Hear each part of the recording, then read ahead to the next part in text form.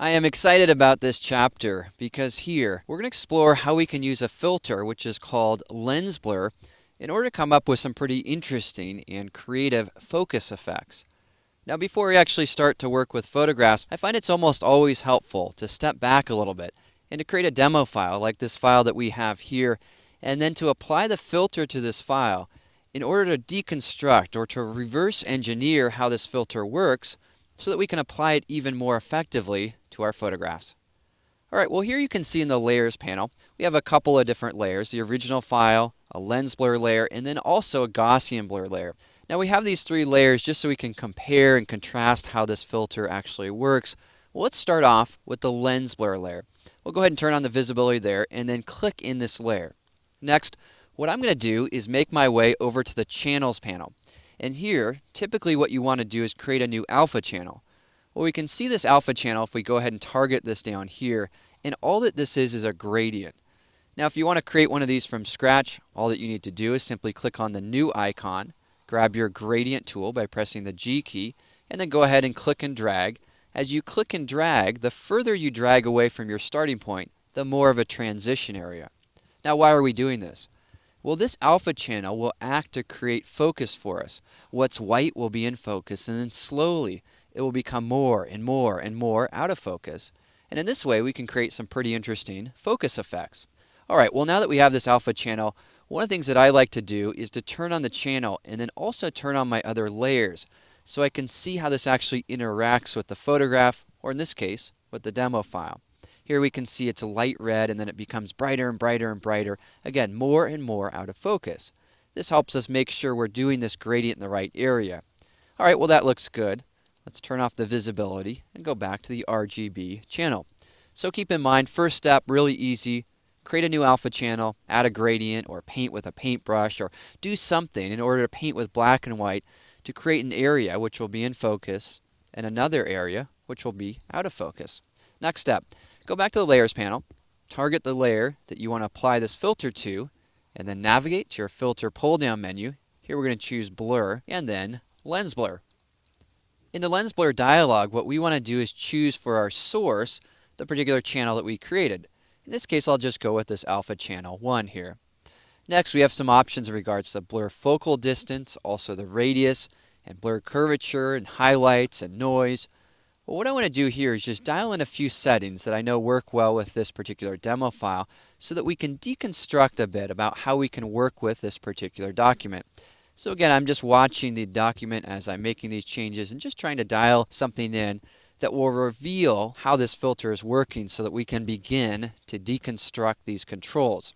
Alright, well now here at these settings, what we're seeing is that this blur is already really interesting. It starts off here and then it goes down all the way to here, and what happened was is things became a little bit less bright. You'll also notice that there's a shape in the blur, and here we can see that hexagon shape which was determined by this iris shape right here. Well, if we change this, say, to triangle, we're going to see a completely different shape there in that particular type of blur. You'll also notice that even with straight lines, what happens is they kind of fan out or they push out at the end. So it's not straight and uniform blur. Rather, it's blur which is a little bit more like photographic blur. And here we can control the shape. We can also control the radius. Now radius, if we remove this, we're going to have no blur at all. Increase this and we'll have much more blur. And as we increase or decrease the blur amount, it's going to change the overall shape and how it affects the rest of the image. Alright, well what about blade curvature? Well, here we can see this really triangular shape. Well, if we increase this, we're going to lose the harshness of those angles. Things are going to become a little bit more soft.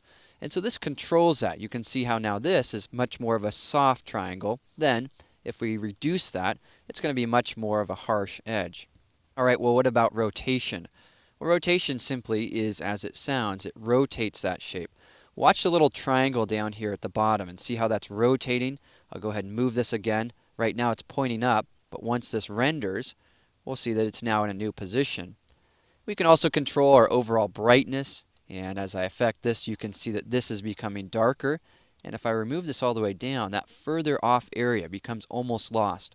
Now the threshold controls how also this brightness specular highlight is being affected to the image, and you can see how it's rendered in at different amounts. Alright, well what about noise? Well, noise allows us to add a bit of grain to this out of focus area. So rather than having this really diffused or painterly look, we can add a bit of noise here. Now, as we increase this noise, you can really see what's happening. Less noise and then more noise. All right, well, let's go ahead and take this down because with this image, we don't want that. And what I want to do is choose a different shape, something like, let's say, the octagon there. And we'll start to see, once this is rendered, how that will affect these little circles here. Actually, let's go to something a little bit less angular there with a few less sides, just so it's a little bit more prominent. Well, once we've dialed in our settings, what we want to do is simply click OK in order to apply this type of lens blur. Well, here you can see we have that before and then now our after. Just a completely different look. How then does this compare to Gaussian blur? Well, I've included a layer here where I've applied a simple Gaussian blur to this. This Gaussian blur layer applies blur equally across the entirety of the image. There's no shape change, there's no iris shape or no brightness value, just like blur uniform straight across the board. Lens blur, on the other hand, because we created the alpha channel and because of those controls, it allows us to create much more realistic blur. Alright, well, now that we've examined how this filter works with this demo file, and now that we've learned a little bit about this tool, let's go ahead and explore how we can use this with real photographs, and we'll do that in the next few movies.